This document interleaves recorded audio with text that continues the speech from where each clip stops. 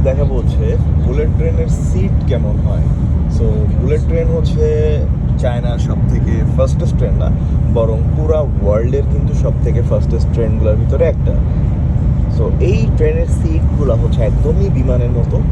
আর এই ট্রেনে আসলে স্পিড যেহেতু বিমানের মতোই, দেখতে বিমানের মতো সবই প্রায়, কিন্তু সিট কেমন এটা হচ্ছে না, অর্থাৎ সিট হচ্ছে একদম বিমানের মতো। এই যে নর্মালি বিমানে যেরকম আলাদা ফুড সার্ভ করার জন্য আলাদা কাভার আছে, যেটা কিনা 25 কেজি পর্যন্ত ওয়েট নিতে পারবেন, 25 কেজি উপরে পারবে না।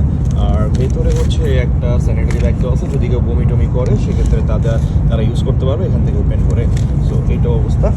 আর সিট হচ্ছে মোটামুটি ফোল্ড করা যায়, যেরকম এখানে একটা সুইচ থাকে, এই সুইচটা চাপ দিলে সিট মোটামুটি হচ্ছে ফোল্ড করা যাবে এরকম। আমার মতো এরকম এতটা ফোল্ড করে শুতে পারবেন, যেটা হচ্ছে খুবই কমফোর্টেবল এবং হচ্ছে আপনি রিল্যাক্সে বসতে পারবেন।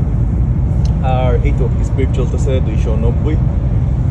আর বাইরের ওয়েদার হচ্ছে এই বাইরের ভিউ, আর বাইরের ওয়েদার হচ্ছে 6 ডিগ্রি সেলসিয়াস, সো অনেক ঠান্ডা।